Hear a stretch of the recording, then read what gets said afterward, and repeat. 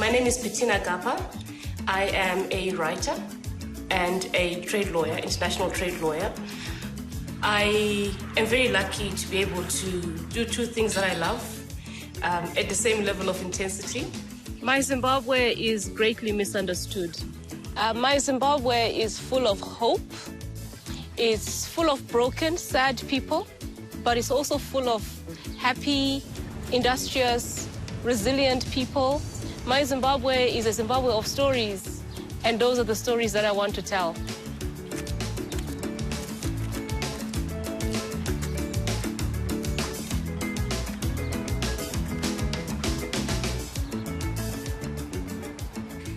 I love the archives because the kind of stories I write are set in the past. And because I'm a writer of realist fiction, I want my stories to reflect accurate facts, for example, accurate events. My most recent novel, Out of Darkness, Shining Light, is the story of the African companions of David Livingstone and the journey that they made carrying his body for over 9 months from what is now northern Zambia to what is now the east coast of Tanzania.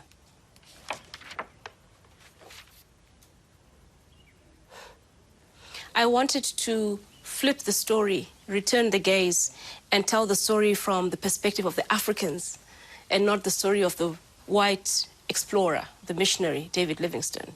So I had to spend a lot of time in different archives around the world, and I found an incredible amount of treasure here in the National Archives. History is always told from the perspective of the great men, whether it's David Livingstone or Cecil John Rhodes or Robert Mugabe. I feel that my responsibility as a Zimbabwean writer is to tell the Zimbabwean story in a way that it hasn't fully been told before, and I plan to do that with every book that I write.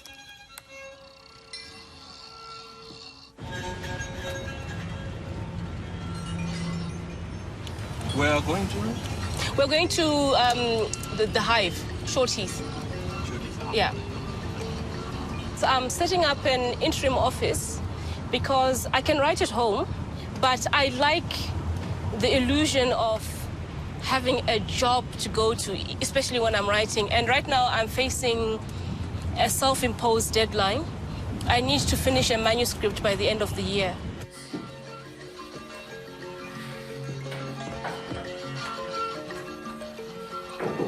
I decided very early on that I wanted to be a writer, but I couldn't see how. It's only when I read Sisi Dangarembwa's book, Nervous Conditions, when I was already in law school, that I realized that a black Zimbabwean woman could write a novel in English because she was the first person to do it. So by the time I read her and started reading other, Toni Morrison, Alice Walker, and other black female authors, I was already in law school and loving my subject of law. So I thought to myself, I can always be a writer, but I still want to be a lawyer. At the time, I wanted to solve the Middle East crisis. When I was in fourth year, I fell in love with international trade law. It's not a great background. I have a conference call. It's a panel discussion for the International Bar Association. Oh, that's even worse. We're discussing the major trade disputes that have been going on in the world between the US and China. Okay. Hello. How are you? Hi, can you hear me? Dr. Gappah. In this conference call, I'm wearing my hat as an international trade lawyer. Dr. Petina Gappah is also a prize-winning novelist and playwright, so she's a woman of many passions and accomplishments. So, the theme of my conversation, my part of the conversation is that African saying, when the elephants fight, it's the grass that suffers. This was meant to be the Doha development round, but only very few areas have been agreed on. And we are feeling this effect in the developing countries because the attention is all focused on the trade disputes.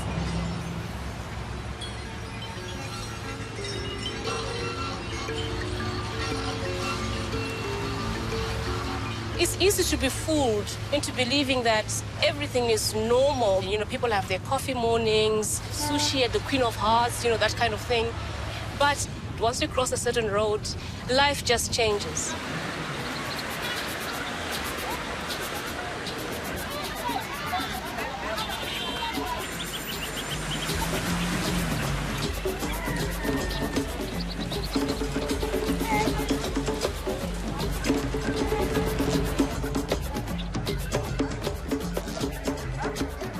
this is Msika. It's the largest vegetable market in the country. It's also the place that is, for many people who come to the city from elsewhere, the first point of contact with the city. For me, it was many, many years ago. I think I was about 4 years old when I first came to Msika and the bus terminus from our rural village in Kutu to live in a township called Glenora. And from Glenora, we then moved to the suburbs after independence. Did I say I same levels, Nas? Okay. Come on, apples when you golden, delicious. $1. Children got 3 packets of my apples.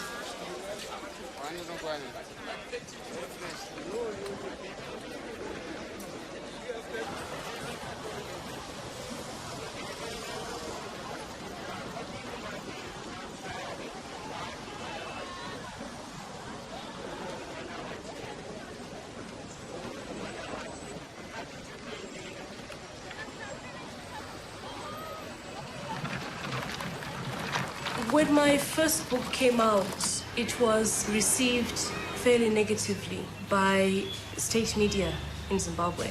I had a newspaper article in the Herald, and the headline was, "Today's Judas Iscariot, Petina Gappah." It created the impression that I was an anti-government and therefore anti-Zimbabwe writer. Once you read my work, you realize that I'm just talking about the ordinary, everyday life of Zimbabweans who are influenced by the acts and deeds and words of the so-called great men. So, for example, in my third book, Rotten Row, I deliberately did not mention the president's name once because I wanted to say he doesn't matter. It's the people I'm writing about, the vendors, the magistrates, the policemen. So I'm standing at the top end of Rotten Row, which is one of my favorite streets in Harare. It's a road that connects the city center to the famous township of Bare. And it's a street that is redolent with history, with memory. It's the street down which the pioneer column came and planted the flag of United Kingdom. We have the ZANU-PF headquarters. We have the magistrates' court. And it's actually for that reason that I wrote a book called Rotten Row, which looks at how important the street is and all the different institutions that are on it.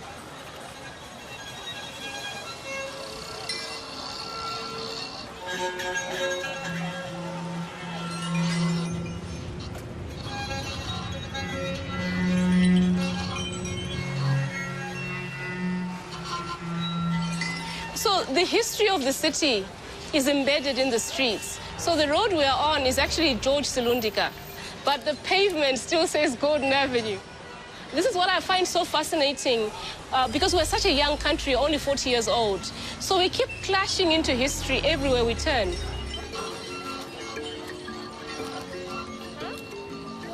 Ese is Silver Series. What do you have in the Silver Series? Yes, Congo to Cape. Oh my gosh! Dear Kaenda Kukongoka. He was the first person to go to Congo River. Oh, a child history. Oh, this is interesting. Love from Auntie Crisp. Auntie Crisp went to Rhodesia in 1910, one of the early settlers. Isn't that wonderful? I was 8 years or so at independence. And so I have very strong memories of Rhodesia, and I went to school first in Rhodesia in a segregated township school, and then we moved to the suburbs after independence. It's 15. Alois. I'm your long-standing customer, sure. 10. All right, okay. My memory of an independent Zimbabwe as a child are largely happy ones. But of course, I recognize that not everybody has those memories because a lot of very dark things were happening in the country. Many of which we as children were simply not aware of. And it was really, that was the period where this authoritarian streak set in. But, when you're busy swimming in your, suburb swimming pool or, going to the library, reading Enid Blyton, you are not aware of all these developments. To my shame, it's something I realized only when I went to law school. And we were reading judgments about so-called dissidents who had been arrested in Matabeleland. And then you start to ask yourself, hang on, what was happening here?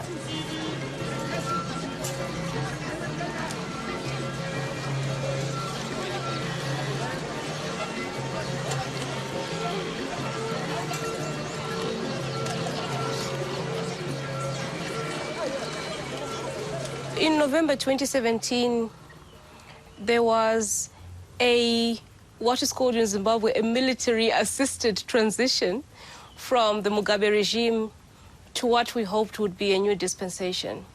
And this was one of many times, not the first time, that the military has directly intervened in Zimbabwean politics. And in retrospect, we should all have been very worried at such a direct intervention. But after decades of Mugabe's rule, after 37 years, people had just had enough and were desperate to believe in change.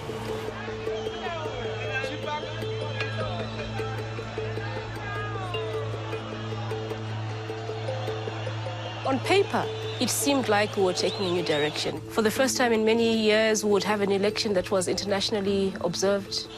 The circumstances were so extraordinary and really involved the whole nation. People marched on the streets. It was just such a moment of happiness.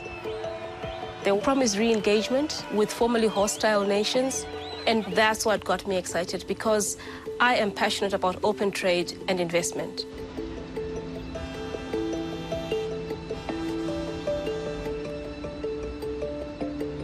I got the sense that maybe this wasn't what it seemed from early on.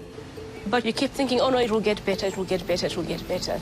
But I think by about 1 August, when the soldiers shot people on the streets, that's when I realized that this might actually not go anywhere, because they're still very willing to use the coercive element of the state.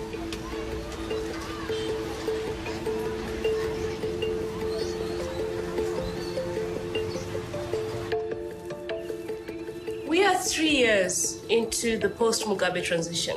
There's a real sense of betrayal. It's so sad to feel and to experience, because we had a really wonderful opportunity to move our country in a different direction. And I'm very fearful that we have missed that chance. Oxtail, hanga, ne roadrunner. No beans in mine. It's a boarding school thing. You can't do beans anymore. After boarding school. Boarding school made it worse. I'm Rangamberi. Well, I'm a journalist. He is the best unpublished writer in Zimbabwe. What does that even mean? It's like Roger Federer before he won a Grand Slam. He was the best player not to win a Grand Slam. And that's you. You're the Roger Federer of Zimbabwean writing. Right? Our website really focuses on the economy. So there's no way you can write about the economy without writing about the politics in Zimbabwe. Writing about politics means 2 things. Either you get arrested or you have to censor yourself. So yeah. There hasn't been any big change, or the change that we want to see as artists. What that coup was just so extraordinary. We all imagined that there was a real shift in policy, in just the way government, treats people, because people were part of that transition. Those marches in the streets and so on, it was, we thought we were fellow stakeholders. We thought this was our thing, People have every reason to be angry, because no one wants to feel used. No one wants to feel that they were simply instrumental in a power retention game between factions. So we are going to do the first official table reading of my new play, which is called Black Sunlight. It's a play about the very controversial Zimbabwean writer Dambudzo Marechera.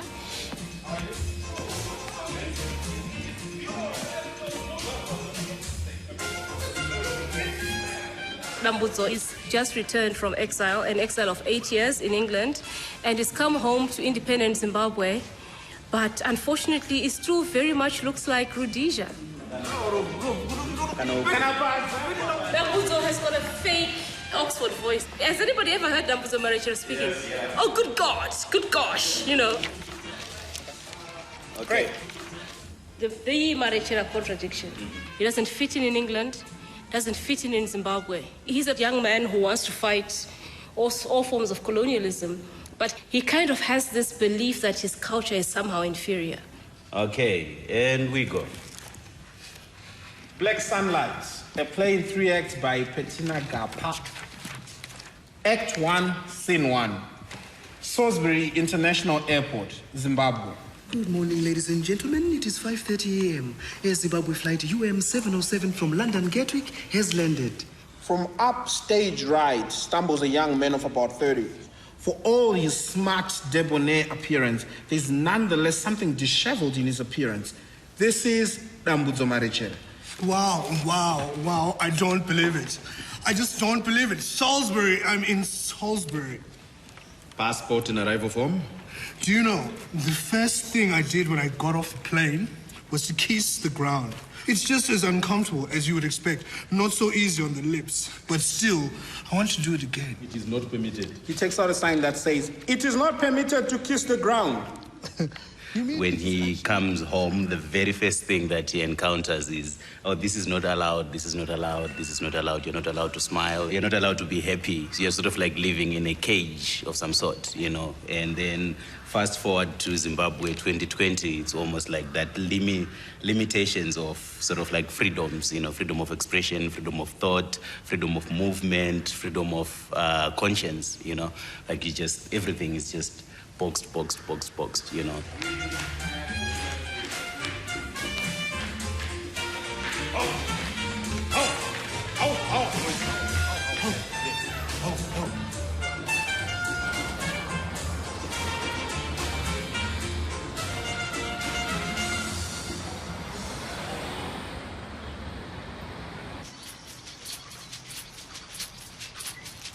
Oh, okay.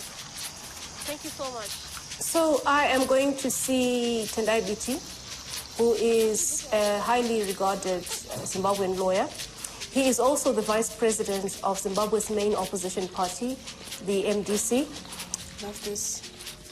God, I love libraries.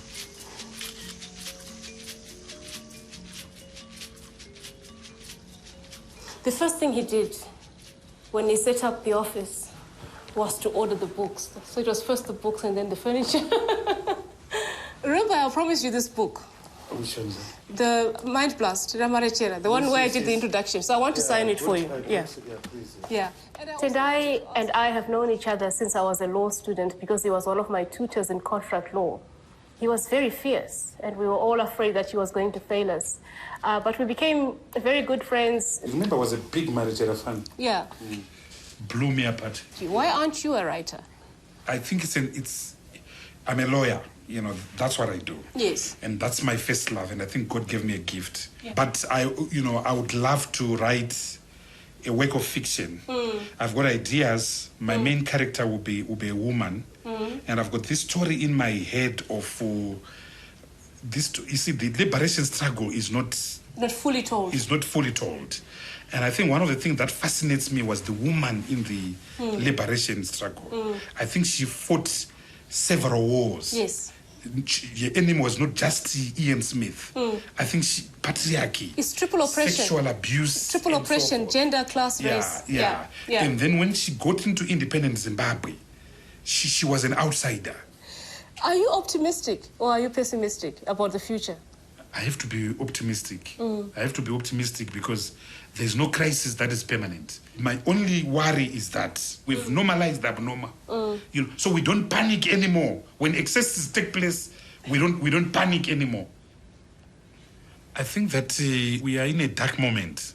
People want deep change, and I am afraid to say that, in my opinion, if we continue with this closure, where people can't breathe, even people in the ruling party, even people in the state, I think we're going to have another implosion. And for me, what really makes me sad is that to stabilize this economy, to turn around this economy, it's so easy. It's easy. Yeah. Our biggest challenge is not the structural issues, which are empirical. It's not GDP growth rate, because we can turn this around. It's not reducing maternal mortality rates or infant mortality rates, because we can do it. It's not human resources either, because we have them. It's the culture now. Yeah. And we don't have that leadership which understands we are on our own. The onus is on us to build our institutions, to rebuild our education, our social services, to rebuild our culture, our Ubuntu, our value system. That will take generations to fix.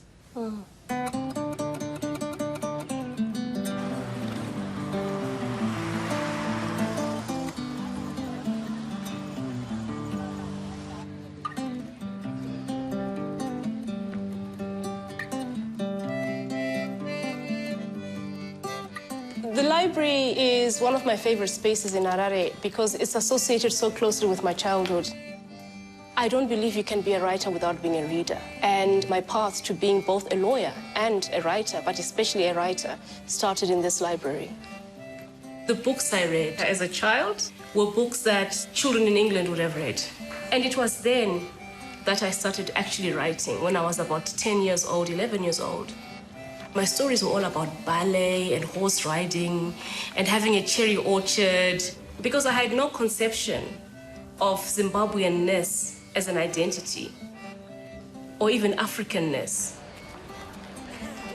So I had to make a necessary transition, what I call my own personal decolonization, from being a story maker as a child to being a Zimbabwean writer as an adult.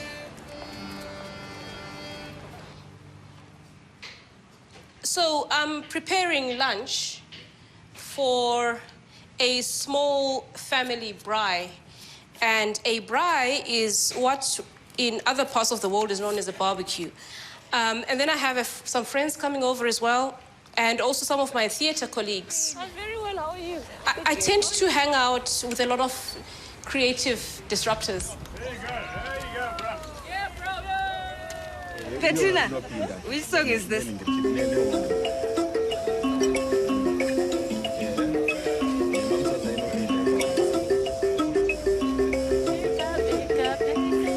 What do you want, Petina?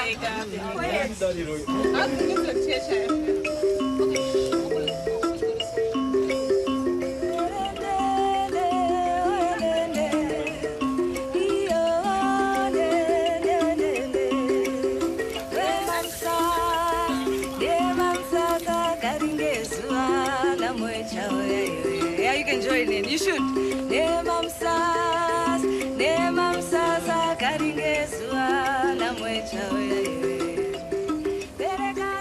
By the time I started to write my first book, An Elegy for Italy, I had a fairly good idea of the kind of stories I wanted to tell about the Zimbabwe I know, the Zimbabwe of humor, of laughter, of weddings where dramatic things happen, funerals where dramatic things happen, just people falling in love, having babies, against the background of this difficult political and economic situation.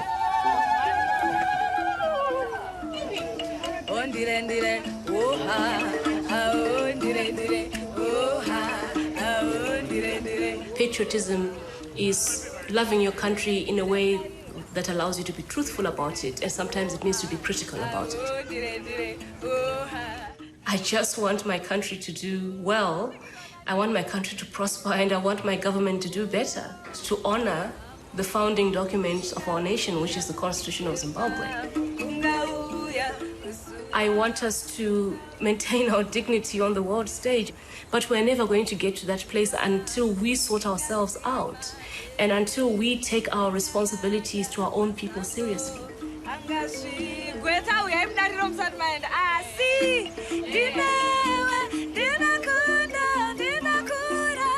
My Zimbabwe is the source of my inspiration. My Zimbabwe is books. My Zimbabwe is music. My Zimbabwe is art. My Zimbabwe is laughter.